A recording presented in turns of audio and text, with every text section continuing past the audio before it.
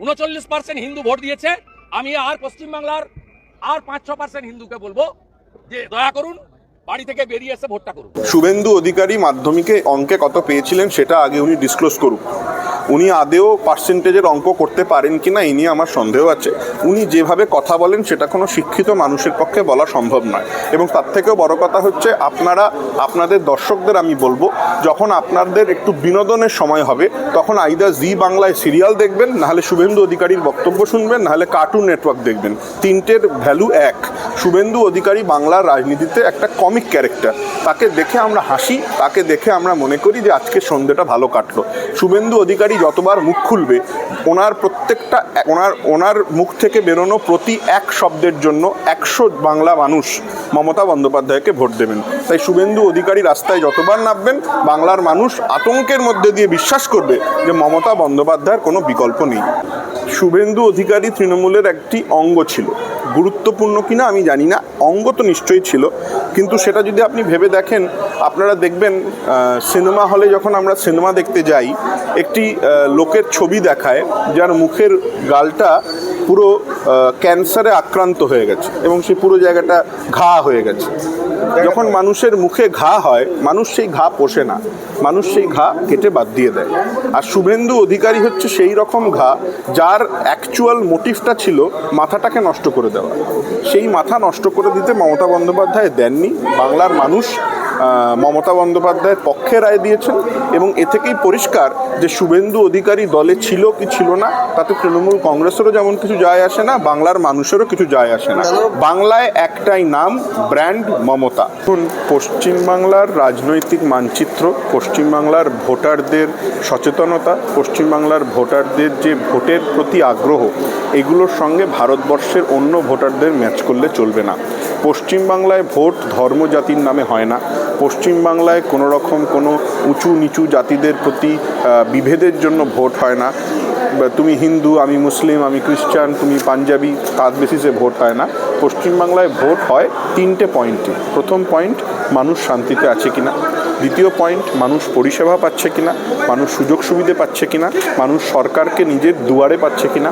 আর তৃতীয় পয়েন্ট হচ্ছে যে সরকার নিজেদের যে অবস্থান বা সরকার নিজেদের যে বক্তব্য, সেটা কন্যাশ্রীর মাধ্যমে হোক, সেটা যুবশ্রীর মাধ্যমে হোক, সেটা আরও বাকি যে প্রকল্প আছে, স্বাস্থ্যসাথী থেকে আরম্ভ করে রাস্তাশ্রী থেকে আরম্ভ করে যা যা প্রকল্প আছে, সেই প্রকল্পের মাধ্যমে মানুষের কাছে পৌঁছে দিতে পারছে কিনা। মানে সোজা কথা বলতে গেলে পশ্চিমবাংলায় ভোট হয় উন্নয়নের নামে, পশ্চিমবাংলায় ভোট হয় কাজের নামে, পশ্চিমবাংলায় ভোট হয় শিক্ষার নামে, পশ্চিমবাংলায় ভোট হয় স্বাস্থ্যের নামে, পশ্চিমবাংলায় ভোট হয় বাড়ির ছাদের নামে, পশ্চিমবাংলায় ভোট হয় 2 টাকা দামের চালের নামে, যেটা এখন ফ্রি হয়ে গেছে।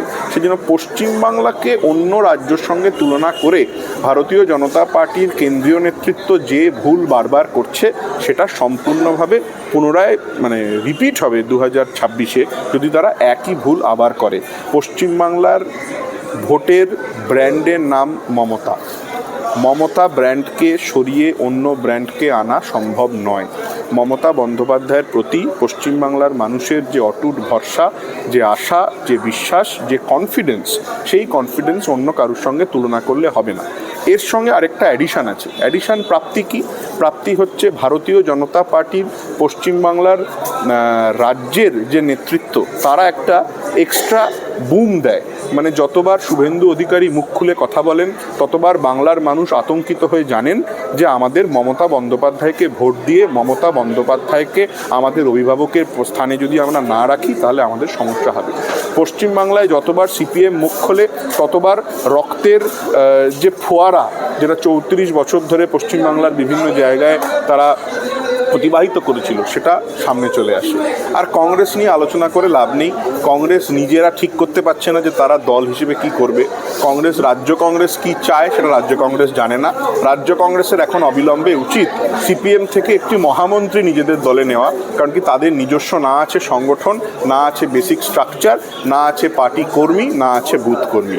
আর মমতা বন্দ্যোপাধ্যায়ের প্রতি মানুষের যে ভরসা, মমতা বন্দ্যোপাধ্যায়ের জন্য তৃণমূল কংগ্রেসের কর্মীদের যে আশা, সেটা কিন্তু কোনো দেনা পাওনার মধ্যে দিয়ে আসে না, সেটা আসে একটি আবেগের মধ্যে দিয়ে। যে লোকেরা তৃণমূল কংগ্রেস করেন তারা মমতা বন্দ্যোপাধ্যায়ের শপথ নিয়ে রাস্তায় নেমেছেন পশ্চিমবাংলার মানুষের জন্য কাজ করার কথা ভেবে। সেই জন্য আম আদমি পার্টির সংগঠন, আম আদমি পার্টির মানুষের প্রতি রিচ আর তৃণমূল কংগ্রেসে মমতা বন্দ্যোপাধ্যায়ের সৈনিকদের মানুষের প্রতি রিচের মধ্যে এক বিস্তর ফারাক আছে। আর মমতা বন্দ্যোপাধ্যায় 1984 সাল থেকে একজন অপ্রতিদ্বন্দ্বীয় একজন নেতা, যিনি কেন্দ্রীয় মন্ত্রী ছিলেন, মুখ্যমন্ত্রী, এমএলএ, এমপি এবং তার নিজের রাজনৈতিক দল গঠন করার মতো একটি নিদর্শন তার আছে। তিনি মানুষের পালস যা বোঝেন, তিনি মানুষের সম্পর্কে মানুষের কাছে যতটা বোঝেন সেটা আর কেউ বোঝেন। আমি একটা সিম্পল এক্সাম্পল দিচ্ছি। 1947 সাল থেকে আজকে 2025 ফেব্রুয়ারি আমাকে মমতা বন্দ্যোপাধ্যায় ছাড়া আর একটা মুখ্যমন্ত্রীর নাম বলুন যিনি নাকি নিজের বাড়ি থেকে বেরিয়ে নিজের বাড়ির এলাকার স্কুলের সামনে মাধ্যমিক পরীক্ষার ছাত্রছাত্রীদের পিঠ ছাপড়ে দেবেন বলে দাঁড়িয়ে থাকেন। আর কোথাও পাবেন না। শুধু মুখ্যমন্ত্রী মমতা বন্দ্যোপাধ্যায়ের মানবিকতা আছে বলেই তিনি কিন্তু এটা শুধু নিজে করেন তাই নয়, দল হিসেবে দার্জিলিং থেকে আরম্ভ করে কাকদ্বীপ পর্যন্ত তৃণমূল কংগ্রেসের সকল নেতাকর্মীরা এ কাজটা করে চলেছে। এবং সেটা কিন্তু আজকে 2025 করছে না, 2009 থেকে করে চলেছে, 2011 থেকে করে চলেছে। সেই জন্য পশ্চিমবাংলায় মমতা বন্দ্যোপাধ্যায়ের সৈনিকদের মানুষের প্রতি যে অ্যাক্সেসিবিলিটি আছে, যে পালস আমরা বুঝি, সেটা অন্য রাজনৈতিক দলের সঙ্গে কম্পেয়ার করে কোনো লাভ নেই। বাংলার মানুষ নিশ্চিন্ত থাকুন। শুভেন্দু অধিকারীর রাজনীতি, মোহাম্মদ সেলিমের রাজনীতি এবং কংগ্রেস যে নেতারা আছেন তাদের নামও আর মনে পড়ে না, অধীর রঞ্জন চৌধুরীদের রাজনীতি, এদের উপরে ভরসা রেখে মমতা বন্দ্যোপাধ্যায়কে আবার আপনারা পুনরায় 250 বেশি সিটে চতুর্থবারের জন্য মুখ্যমন্ত্রী নির্বাচিত করার জন্য প্রস্তুত থাকুন। কিন্তু শুভেন্দু অধিকারী বলছেন যে 6% তারা যদি হিন্দু ভোট পায় তারা ক্ষমতায় চলে আসে। শুভেন্দু অধিকারী মাধ্যমিকে অঙ্কে কত পেয়েছিলেন সেটা আগে উনি ডিসক্লোজ করুক। উনি আদেও পার্সেন্টেজের অঙ্ক করতে পারেন কিনা এই নিয়ে আমার সন্দেহ আছে। উনি যেভাবে কথা বলেন সেটা কোনো শিক্ষিত মানুষের পক্ষে বলা সম্ভব নয়। এবং তার থেকেও বড় কথা হচ্ছে, আপনারা আপনাদের দর্শকদের আমি বলবো, যখন আপনাদের একটু বিনোদনের সময় হবে তখন আইদার জি বাংলায় সিরিয়াল দেখবেন, নাহলে শুভেন্দু অধিকারীর বক্তব্য শুনবেন, নাহলে কার্টুন নেটওয়ার্ক দেখবেন। তিনটের ভ্যালু এক। শুভেন্দু অধিকারী বাংলার রাজনীতিতে একটা কমিক ক্যারেক্টার। তাকে দেখে আমরা হাসি, তাকে দেখে আমরা মনে করি যে আজকে সন্ধ্যেটা ভালো কাটলো। শুভেন্দু অধিকারী যতবার মুখ খুলবে ওনার প্রত্যেকটা ওনার মুখ থেকে বেরোনো প্রতি এক শব্দের জন্য 100 বাংলা মানুষ মমতা বন্দ্যোপাধ্যায়কে ভোট দেবেন। তাই শুভেন্দু অধিকারী রাস্তায় যতবার নামবেন বাংলার মানুষ আতঙ্কের মধ্যে দিয়ে বিশ্বাস করবে যে মমতা বন্দ্যোপাধ্যায়ের কোনো বিকল্প নেই।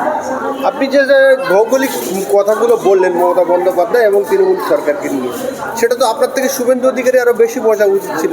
তাহলে শুভেন্দু অধিকারী সেই বিজেপিতে গিয়ে বলছে 26 হিন্দুদের সরকার হবে, মানে শুভেন্দু অধিকারী একটা গুরুত্বপূর্ণ অঙ্গ ছিল তৃণমূলের। শুভেন্দু অধিকারী তৃণমূলের একটি অঙ্গ ছিল, গুরুত্বপূর্ণ কিনা আমি জানি না, অঙ্গ তো নিশ্চয়ই ছিল। কিন্তু সেটা যদি আপনি ভেবে দেখেন, আপনারা দেখবেন সিনেমা হলে যখন আমরা সিনেমা দেখতে যাই একটি লোকের ছবি দেখায় যার মুখের গালটা পুরো ক্যান্সারে আক্রান্ত হয়ে গেছে এবং সে পুরো জায়গাটা ঘা হয়ে গেছে। যখন মানুষের মুখে ঘা হয় মানুষ সেই ঘা পোষে না, মানুষ সেই ঘা কেটে বাদ দিয়ে দেয়। আর শুভেন্দু অধিকারী হচ্ছে সেই রকম ঘা যার অ্যাকচুয়াল মোটিভটা ছিল মাথাটাকে নষ্ট করে দেওয়া। সেই মাথা নষ্ট করে দিতে মমতা বন্দ্যোপাধ্যায় দেননি। বাংলার মানুষ মমতা বন্দ্যোপাধ্যায়ের পক্ষে রায় দিয়েছেন এবং এ থেকেই পরিষ্কার যে শুভেন্দু অধিকারী দলে ছিল কি ছিল না তাতে তৃণমূল কংগ্রেসেরও যেমন কিছু যায় আসে না, বাংলার মানুষেরও কিছু যায় আসে না। বাংলায় একটাই নাম, ব্র্যান্ড মমতা। দেখুন, বাংলাদেশে যে ঘটনা ঘটছে সেটা অ্যাবসলিউটলি অ্যাকসেপ্টেবল নয়। কোনো জায়গায় যদি ধর্মের নামে কোনো মাইনরিটিদের উপরে অত্যাচার করা হয় সেটা অ্যাবসলিউটলি মেনে নেওয়া যায় না এবং সেটা আমরা তীব্র নিন্দা করি। কিন্তু বাংলাদেশের সম্পর্কে কি ডিসিশন হবে সেটা কেন্দ্র সরকার ডিসাইড করবে, কারণ কি বিদেশ নীতির দায়িত্ব কেন্দ্র সরকারের উপরে। এবং মমতা বন্দ্যোপাধ্যায় বারবার বলেছেন যে কেন্দ্র সরকার যে নীতি নেবেন সে নীতি তৃণমূল কংগ্রেস সমর্থন করবে। কিন্তু একটা কথা পরিষ্কার, যেই দল থেকে শুভেন্দু অধিকারী বিলং করেন সেই দলের স্ট্র্যাটেজি হচ্ছে খুব পরিষ্কার যে তারা রাস্তার পাশে বসে বাংলাদেশে হিন্দুদের মৃত্যু দেখবে। তারা কিন্তু ইন্দিরা গান্ধীর মতো ঝাঁপিয়ে পড়ে বাংলাদেশের প্রবলেমটা সলভ করতে চায় না। আর পশ্চিমবাংলার বাঙালিদের বোকা বানানোর চেষ্টা শুভেন্দু অধিকারী যদি আবার করেন, তারা বুঝবেন যে এটা সম্ভব নয়। বাঙালিরা সচেতন, বাঙালিরা শিক্ষিত, বাঙালিরা যথেষ্ট রকমভাবে রাজনৈতিকভাবে অগ্রশীল। তাই বাংলাদেশকে দেখিয়ে পশ্চিমবাংলার শান্তি বিঘ্ন করার চেষ্টা যেটা শুভেন্দু অধিকারী করবেন বলে ভাবছেন, সেটাতে বোধহয় ওনার বাবা শিশির অধিকারীও ওনাকে ভোট দেবে না।